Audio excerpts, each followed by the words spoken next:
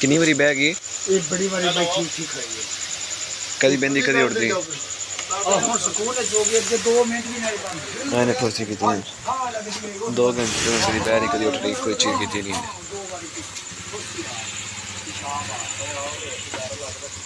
फिर